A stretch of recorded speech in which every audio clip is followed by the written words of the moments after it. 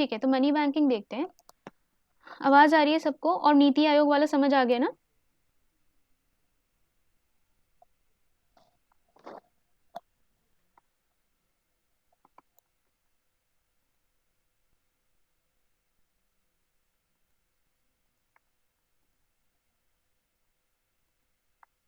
Okay, चलो money banking start करते हैं।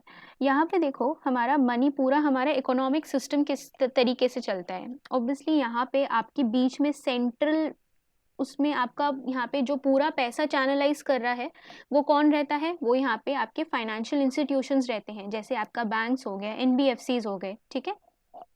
ये पूरा यहाँ पे पैसे को चैनलाइज कर रहे हैं, ठीक है। और आरबीआई जो है इसको रेगुलेट करेगी। अब यहाँ पे क्या हो रहा है, यहाँ पे आपके ये किस तरीके से यहाँ पे ये सबको यहाँ पे ब्रॉड इसका पता है कि ये कहाँ से चैनलाइज कर रहे हैं। ये इनके अंदर जो यहाँ पे लेंडर्स हैं, ये यहाँ पे हम जो जाके हमारा हाउस होल्ड सेविंग्स रहती हैं वो यहाँ पे हम इनको जाके डिपॉजिट करते हैं, ठीक है। और फिर ये क्या करते हैं, ये यहाँ पे लेंड करते हैं।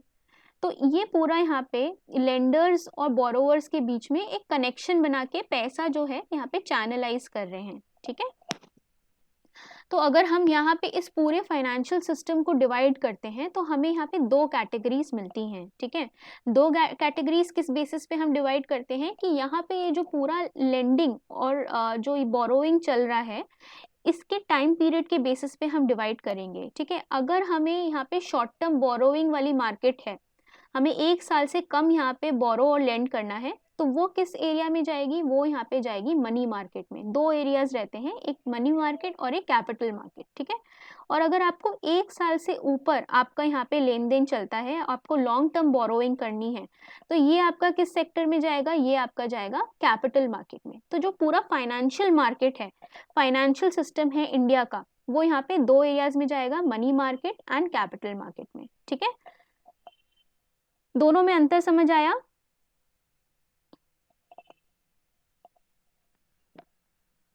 मैम एक बार और बता दीजिए। ओके ओके, देखो जो हमारा पूरा फाइनेंशियल, हमारा बीच में हमारे पूरे इकोनॉमिक सिस्टम में, फाइनेंशियल सिस्टम में हमारा बीच में क्या रहते हैं? यहाँ पे फाइनेंशियल इंस्टीट्यूशंस रहते हैं। ये किस तरीके से काम करते हैं? ये इंटरमीडियरीज की तरह काम करते हैं। किस प्रकार से काम करते हैं?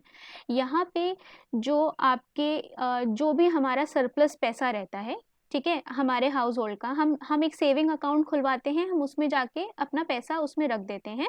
उस पर हमें जो सरकार है, ये पैसा हमने इस इंस्टीट्यूशन को दे दिया, उस पर हमें जो बैंक है वो एक इंटरेस्ट प्रोवाइड करता रहता है, ठीक है। अब ये जो यहाँ पे मनी इसने डिपॉजिट किया है, वो जाके ये क्या करेगा? उसको यहाँ पे ये लेंड करेगा किसी बोरोवर को, किसी कंपनी को, जिसको भी यहाँ पे ज़रूरत होगी उसको, ठीक है। और इसको यहाँ पे पैसा लेंड करने के बदले में यहाँ पे ये जो पूरा बोरोवर जो लोन ले रहा है वो आपको इंटरेस्ट पे करेगा, ठीक है। तो उस इंटरेस्ट, ये जो जितना इंटरेस्ट रहता है, जितना ये दे रहा है और जितना ये इंटरेस्ट ले रहा है, उसके बीच में जो ये गैप रहता है वो यहाँ पे बैंक का अपना पैसा रहता है, ठीक है। तो इस तरीके से यहाँ पे ये जो फाइनेंशियल इंटरमीडियरीज कौन सी हैं? ये यहाँ पे बैंक है, एनबीएफसीज हैं, ये सब है, ठीक है। अब ये हमारा पूरा यहाँ पे सिस्टम बन गया कि इस तरीके से हमारा इकोनॉमी जो है वो फाइनेंशियल चल रही है। अब हमारा ये जो सिस्टम है ये यहाँ पे दो पार्ट्स में डिवाइड होता है, एक तो यहाँ पे मनी मार्केट में, एक हमारा कैपिटल मार्केट में। अगर हमें यहाँ पे शॉर्ट टर्म उधारी करनी है, शॉर्ट टर्म का यहाँ पे मनी फ्लो रहता है, ठीक है। अगर 1 साल से कम फंड्स की हमें ज़रूरत है, के लिए ज़रूरत है, टाइम बेसिस पे डिवाइड हो रहा है फाइनेंशियल सिस्टम, तो वो कौन से सेक्टर में आएगा? वो आएगा मनी मार्केट में, ठीक है। और अगर 1 साल से ऊपर की हमारी बोरोइंग चलती है, हमारे फंड्स जो रहते हैं वो यहाँ पे मीडियम और लॉन्ग टर्म के फंड्स रहते हैं, ठीक है। आप मान लो 2 साल से ऊपर, ठीक है, तो वो कौन से मार्केट में जाएगा? वो जाएगा हमारा कैपिटल मार्केट में,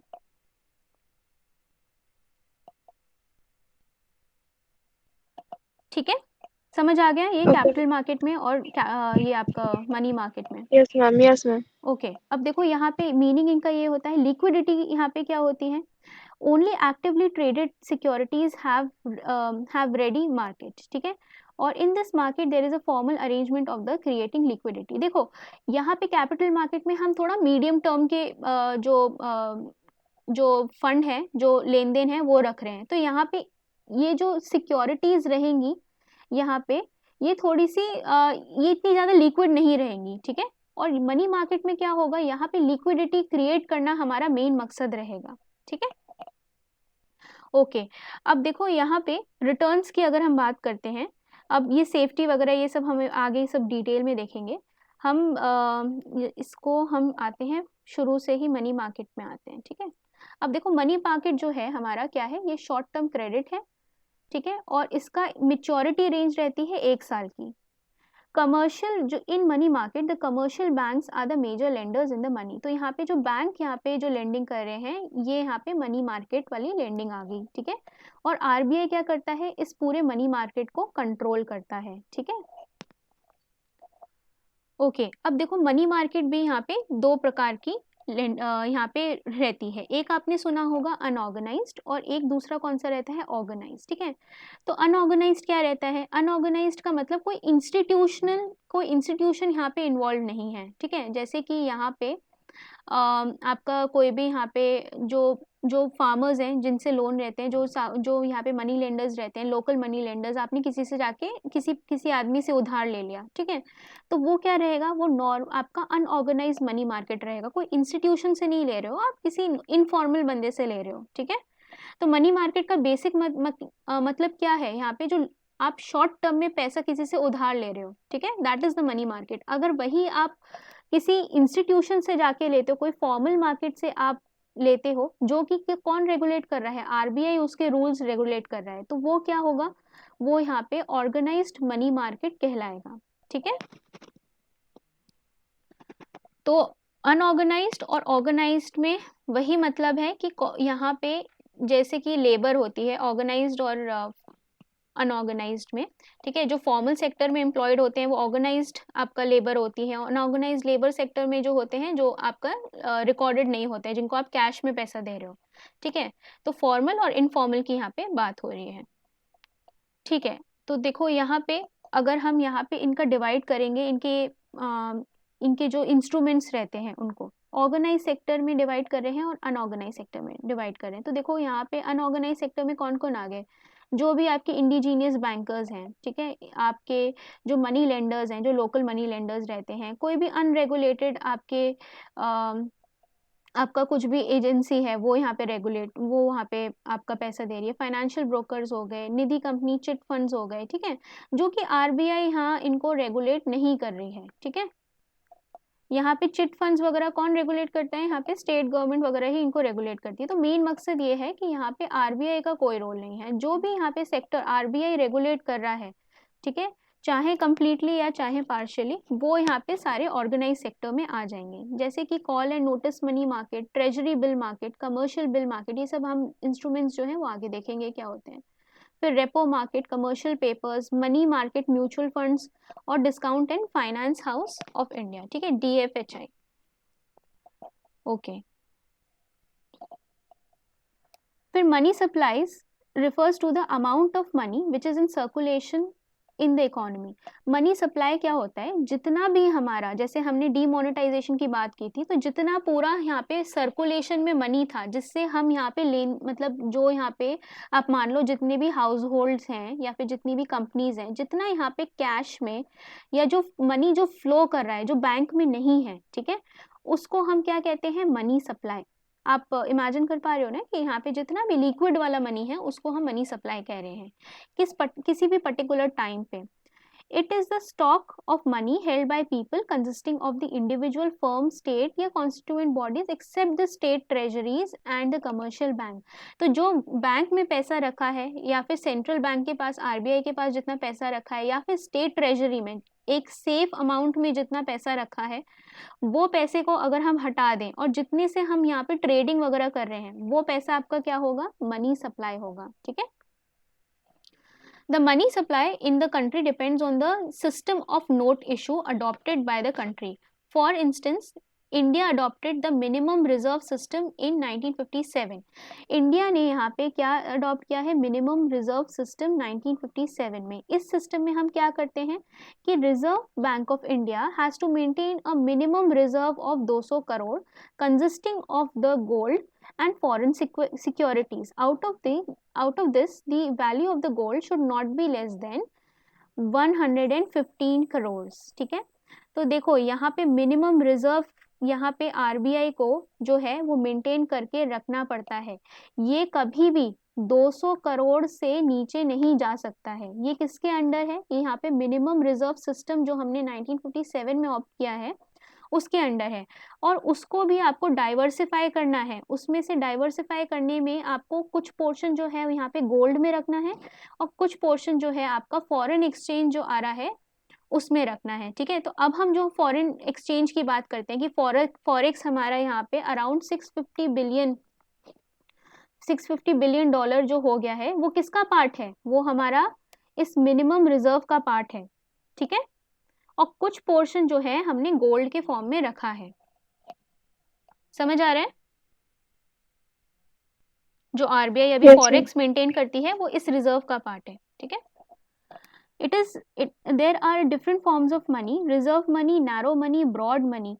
ये सारे जो डेफिनेशंस हैं इनको पूछा जाता है। ठीक है, बहुत बारी एमसीक्यूज में पूछते हैं कि नैरो मनी क्या है, ब्रॉड मनी क्या है, तो इसको भी हम अभी देखते हैं कि ये क्या होते हैं। ठीक है, तो but the most important indicator of these is the reserve money. It is also called the high powered money, base money and the central bank money. ठीक है, तो जितना मनी आपने ये 200 करोड़ जो मिनिमम आरबीआई को अपने पास रखना है ये तो एज ए रिजर्व रखा है ना। इसको यहाँ पे नॉर्मल लिक्विडिटी में इंजेक्ट नहीं कर रहे हैं, यहाँ पे इसको हम यूज नहीं कर सकते हैं ये मिनिमम पैसा, इसीलिए इसको हम क्या कह रहे हैं? सेंट्रल बैंक मनी, और ये रिजर्व मनी कहलाता है। ठीक है, इसकी डिफरेंट डेफिनेशंस हैं। तो अब देखो मनी सप्लाई जो टोटल आपकी है, मनी जितना भी यहाँ पे फ्लो कर रहा है वो कितने टाइप्स का हो गया? एक तो एक पोर्शन जो है यहाँ पे वो क्या है? रिजर्व मनी, जितना आपने जो आपके चलन में नहीं है, जो आप जिसको यूज नहीं कर पा रहे हो। फिर एक आपका क्या है? ब्रॉड मनी, एक आपका है नैरो मनी। ठीक है, अब देखो यहाँ पे ये जो आपका रिजर्व मनी है इसको हम एमओ बोलते हैं। ठीक है, M0 बोलते हैं। और ये जो है इसमें करेंसी इन सर्कुलेशन होता है और प्लस यहाँ पे deposits with the RBI. Deposit कौन रखता है यहाँ पे? एक तो जो यहाँ पे सरकार है वो यहाँ पे डिपॉजिट रखती है, और दूसरा यहाँ पे जो बैंक है, बैंक को यहाँ पे कुछ ना कुछ डिपॉजिट रखना पड़ता है आरबीआई के साथ। तो ये जो पूरा है ये रिजर्व मनी में चला जाता है। ठीक है, ओके। अब देखो करेंसी इन सर्कुलेशन। तो करेंसी यहाँ पे जो सर्कुलेशन में रहती है वो कितनी रहती है? पहली बात तो देखो जो भी हमारा यहाँ पे सर्कुलेशन है वो यहाँ पे आप समझ रहे हो ना, सर्कुलेटेड वाली मनी जो यहाँ पे लिक्विड फॉर्म में है। ठीक है, अब देखो ये आज सबको पता है कि यहाँ पे जो रुपी कॉइन है ये टोकन कॉइन होता है, दैट इज मेड ऑफ निकल। जो जो हमारा कॉइन रहता है उसका मटेरियल रहता है निकल का बना होता है ये। ठीक है, और यहाँ पे जो सरकार आपकी इशू कर पाती है, पुराना डॉक्यूमेंट है, यहाँ पे आप 2000 तक का सॉरी जो कॉइन्स हैं वो आपके 1000 रुपये तक इशू कर सकती है। ठीक है, इनकी फेस वैल्यू कितनी रहती है वो यहाँ पे गवर्नमेंट डिसाइड करेगी। एक 1 रुपये वाला जो आपका नोट रहता है इस पे यहाँ पे किसके साइन होते हैं? फाइनेंस सेक्रेटरी के साइन होते हैं, आरबीआई के साइन नहीं होते हैं, गवर्नमेंट इशू करती है। ठीक है, या ये सबको पता है ना कि यहाँ पे फाइनेंस सेक्रेटरी के साइन होते हैं?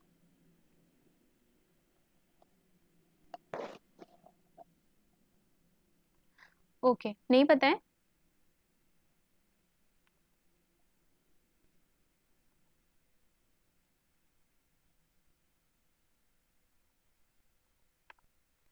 ठीक है, ओके। अब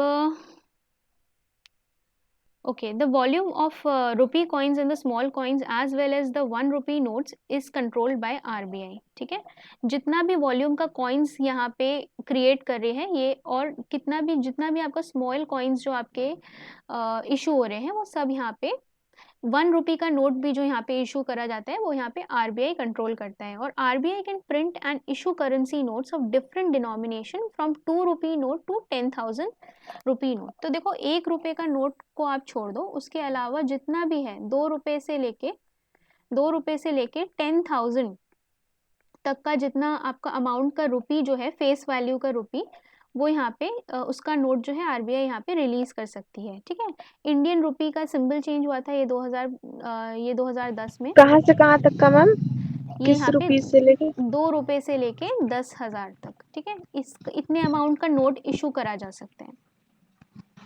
ओके। ठीक है, 2 रुपये से। और 1 रुपये का कौन करता है? ये गवर्नमेंट करती है, government of India, finance secretary के वहाँ पे साइन होते हैं।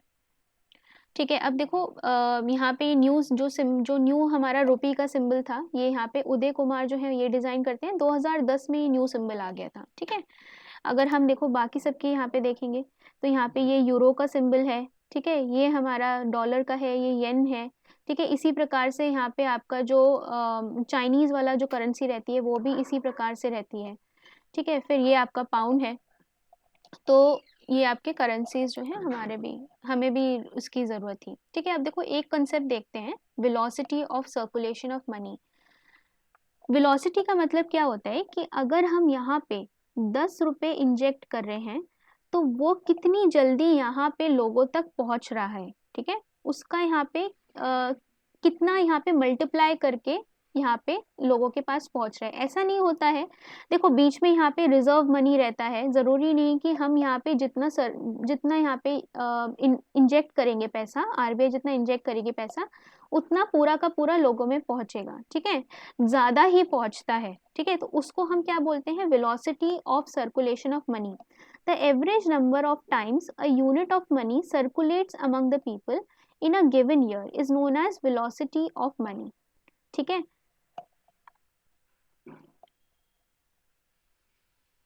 अब देखो यहाँ पे अगर हम बात करते हैं तो देखो यहाँ पे आपका क्या है, जैसे आपने माना यहाँ पे कि 1000 रुपये जो है यहाँ पे आपने फ्री छोड़ा है, लिक्विड मनी छोड़ा है इकोनॉमी में। ठीक है, इसमें से इसने आपने क्या किया, ये जो 1000 रुपये से में भी 900 रुपये जो है वो यहाँ पे बैंक के पास है और 100 रुपये जो है वो नॉर्मल जनता के पास है। ठीक है, अब आपने क्या किया, मतलब आप समझ लो कि 90% जो है यहाँ पे बैंक्स के पास है।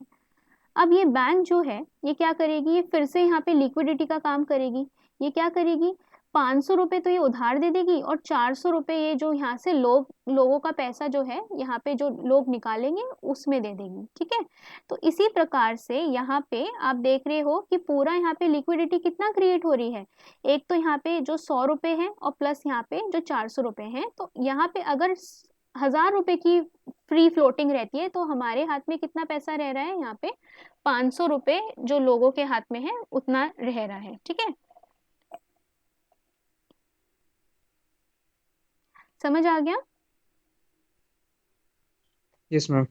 Yes ma'am. ओके, ठीक है, क्वांटिटी ऑफ मनी क्या रहती है, the quantity of money in existence in a country at a particular time और a supply of money in a spendable form consist of two items, एक तो currency component consisting of coins and currency notes issued by the RBI.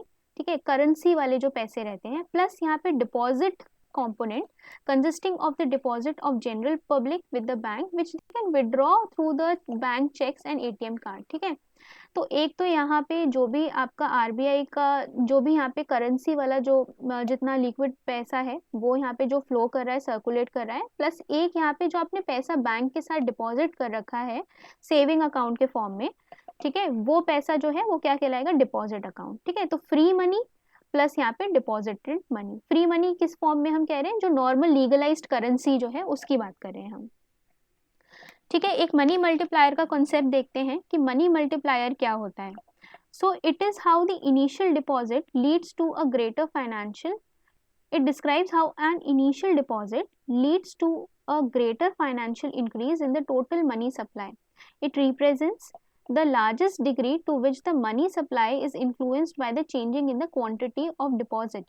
इसका मतलब क्या होता है कि अगर आप यहाँ पे जो हमारा बैंक के पास पैसे हैं, अगर उसकी डिपॉजिट में आप कुछ चेंज लाते हो, ठीक है, उसके डिपॉजिट में अगर आप चेंज लाते हो तो यहाँ पे नॉर्मल जो लिक्विड मनी है जो यहाँ पे इकोनॉमी में फ्लो कर रहा है उस पे कितना प्रभाव पड़ रहा है।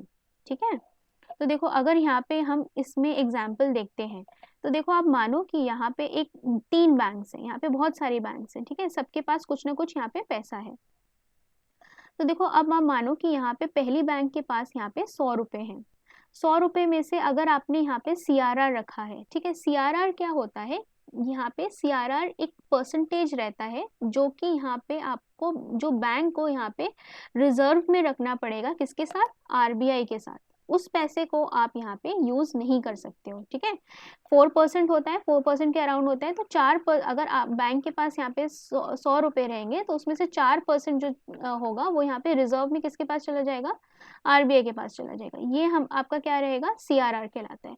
अब आप मानो कि यहाँ पे जो सीआरआर है वो यहाँ पे कितना है, अगर हमने यहाँ पे मेंटेन किया है कि 10% है, तो अब देखो 100 रुपए जो यहाँ पे बैंक के पास है वो यहाँ पे पूरे 100 के 100 तो लैंड नहीं कर सकता है, इसमें 100 रुपए जो है इसको रिजर्व में रख दिए। अब ये लोन जो उधारी देगा ये कितने रुपए की देगा, 100 - 10 90 रुपए की उधारी देगा, ठीक है। तो 10% kept as a reserve and 90% जो है यहाँ पे लोन के फॉर्म में ये यूज करेगा। सेम अगर हम दूसरे बैंक की बात करते हैं, अगर आप मानो इस पे 90 रुपए हैं तो इसमें से ये जो है 10% जो ये 9 रुपए है ये यहाँ पे आरबीआई को रिजर्व में रख देगा, रिजर्व मनी के फॉर्म में, और बाकी यहाँ पे जो 81 रुपीज है इसको यहाँ पे उधारी में देगा। इस प्रकार से अगर आप और सारी पूरी बैंक्स देखोगे तो यहाँ पे रिजर्व में जितना पैसा आ रहा है उसके यहाँ पे जो पूरा आपका क्रिएशन हो रहा है, यहाँ पे लोन में कितना पैसा जा रहा है, 10 टाइम्स जा रहा है, ठीक है। अगर हम इसको पूरा यहाँ पे काउंट करेंगे, ठीक है, रिजर्व में अगर ये 100 तक जाएगा तो हम इसको अगर दोनों को सम करेंगे तो आपका पूरा यहाँ पे कितना लिक्विड में पैसा जा रहा है लोन के फॉर्म में, 1000, ठीक है, 10 टाइम्स इसका मतलब। तो ये जितना जितना आप रिजर्व में रख रहे हो, जितना आप सीआरआर सेट कर रहे हो, उसका कितना टाइम्स जो है यहाँ पे लेंडिंग चल रही है, उसको हम क्या कहते हैं, मनी मल्टीप्लायर, ठीक है। समझ आ गया ये मनी मल्टीप्लायर क्या होता है। तो इसीलिए अगर आप मॉनेटरी पॉलिसी की बात करते हो तो आरबीआई क्या करती है, सीआरआर अगर यहाँ पे चेंज करेगी, तो सीआरआर अगर चेंज करेगी तो उसका मकसद क्या रहेगा कि यहाँ पे जो रिजर्व, यहाँ पे जो बैंक के पास पैसा है वो यहाँ पे कम बढ़ करना होगा। अगर यहाँ पे आपने मान लो 4% यहाँ पे रिजर्व रखवा लिया बैंक से, ठीक है, तो उसके पास कितना बचा, 96% बचा, तो यहाँ पे 96% कर सकता है। अगर यहाँ पे तुमने उसको 5% कर दिया, मतलब आपने ज़्यादा पैसा ले लिया, तो यहाँ पे बैंक के पास क्या बचा, 95% पैसा बचा लेंडिंग के लिए, ठीक है। तो सीआरआर जो है, जो आपका मनी मल्टीप्लायर है, वो सीआरआर के 10 टाइम्स रहता है, ठीक है। मतलब जितने भी टाइम आपका है क्रिएशन हो रहा है, लेंडिंग क्रिएट हो रही है, उसको हम मनी मल्टीप्लायर बोलते हैं, ठीक है।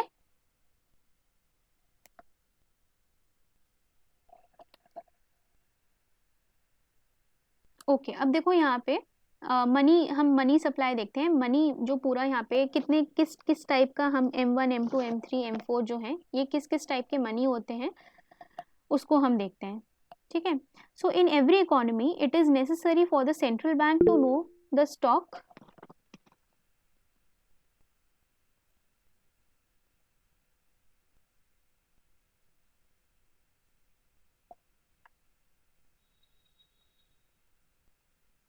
ओके,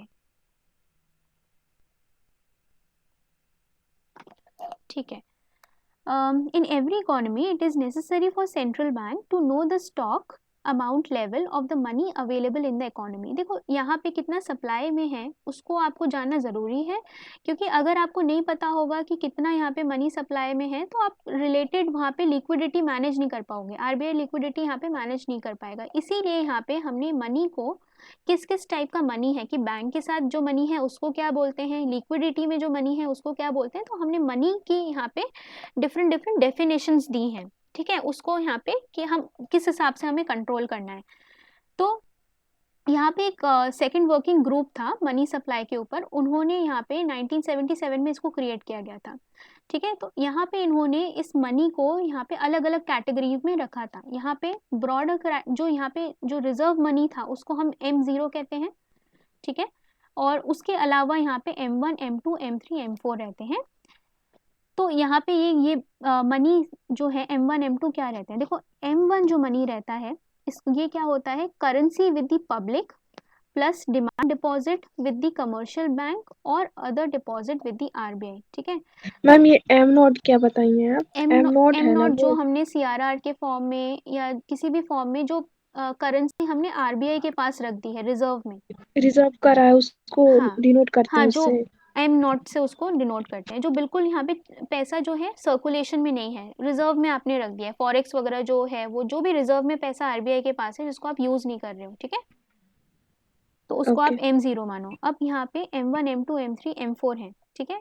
M1 क्या होता है, करेंसी विद द पब्लिक, जो जनरल पब्लिक के पास पैसा है, plus demand deposit with commercial bank. देखो डिमांड डिपॉजिट क्या रहते हैं, डिमांड डिपॉजिट वो रहते हैं कि अगर यहाँ पे मैं सेविंग बैंक में जाके अकाउंट खुलवाती हूँ, तो मुझे अगर इसमें मैंने यहाँ पे 5,000 रुपये डाले, अगर मुझे यहाँ पे ये 5,000 रुपये निकालने हैं तो मैं ऑन डिमांड इस पैसे को निकाल सकती हूँ। तो इस टाइप के डिमांड्स जो आपके डिपॉजिट्स रहते हैं, जो यहाँ पे डिमांड के बेसिस पे आप विड्रॉ कर सकते हो, कभी भी विड्रॉ कर सकते हो, कोई लाइबिलिटी नहीं है कि मुझे इसे 5 साल तक रखना है, ठीक है। जैसे फिक्स डिपॉजिट रहता है, रेकरिंग डिपॉजिट जो रहता है, आरडी रहती है, वो यहाँ पे डिमांड डिपॉजिट नहीं कहलाएंगे, क्योंकि आपने उसमें आपने एक टाइम की यहाँ पे लिमिटेशन दे रखी है कि हमने इसको डिपॉजिट किया है एक 5 साल के सीमा के लिए, ठीक है, तो वो डिमांड डिपॉजिट्स नहीं रहेंगे, ठीक है। यहाँ पे किसकी बात हो रही है, डिमांड डिपॉजिट की बात हो रही है, तो ये लिक्विड मनी में आ गया ना डिमांड डिपॉजिट। फिर other deposit with the RBI, other deposits यहाँ पे जो छोटे मोटे डिपॉजिट्स हमारे आरबीआई के साथ रहते हैं, वो यहाँ पे रिजर्व मनी को छोड़ के, ठीक है, वो वाले क्या रहेंगे यहाँ पे M1 में आएंगे। तो ओवरऑल आपका जो लिक्विड मनी रहेगा वो M1 में आएगा। अब M2 में क्या आता है, M2 में आप एक और चीज जोड़ देते हो, पोस्ट ऑफिस की सेविंग, बैंक का डिपॉजिट, ठीक है। यहाँ पे हमने पोस्ट ऑफिस भी तो आजकल बैंक की तरह काम करता है, वहां पे भी तो सेविंग रहती है, तो यहाँ पे नॉर्मल बैंक्स का जो था वो हमने M1 में ले लिया। अब पोस्ट ऑफिस का जो सेविंग बैंक्स वाले जो डिपॉजिट बचे हैं वो हम किस में ले लेते हैं, M2 कंपोनेंट में ले लेते हैं, M1 में जोड़ के, ठीक है। फिर यहाँ पे हम अगर बात करें M3 की, ठीक है, M3 की बात करते हैं, तो इसमें हम क्या जोड़ेंगे, एक तो M1 जोड़ेंगे, ठीक है। M1 में अब हम क्या जोड़ेंगे, टाइम डिपॉजिट जोड़ेंगे। तो टाइम डिपॉजिट आपको समझ आ रहे हैं, जो FD होता है, जो RD होता है, जिनकी हमें मिनिमम टाइम की लाइबिलिटी रहती है, जो हमने एक समय तक बांध के रखे हैं पैसे बैंक के साथ, तो वो वाले पैसे हम अगर जोड़ देंगे, किस में जोड़ेंगे, यहाँ पे जितना यहाँ पे लिक्विड मनी है, M1 जो मनी है, अगर हम उसको जोड़ देंगे तो वो क्या कहलाएगा, यहाँ पे M3 कहलाएगा,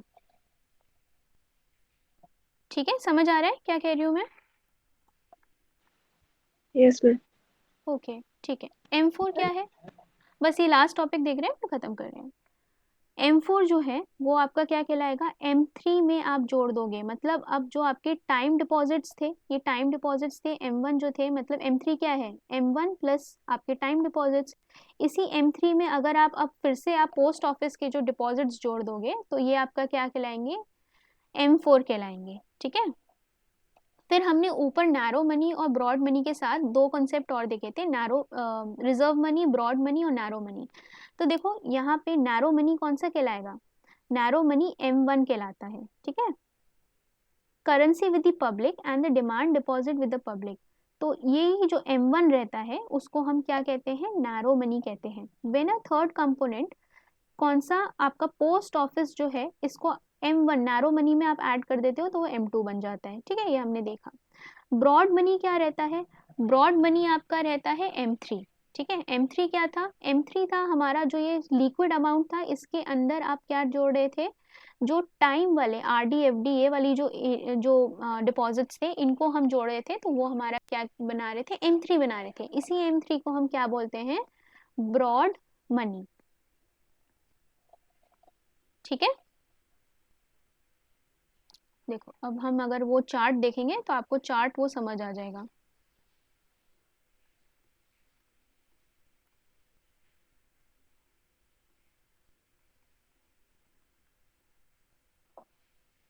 ये चार्ट आपको समझ आ जाएगा। अब देखो टोटल मनी हमारा क्या रहेगा, टोटल मनी हमारा पहले तो रिजर्व मनी रहेगा, ये हमारा यूज में नहीं है, ये M0 हो गया।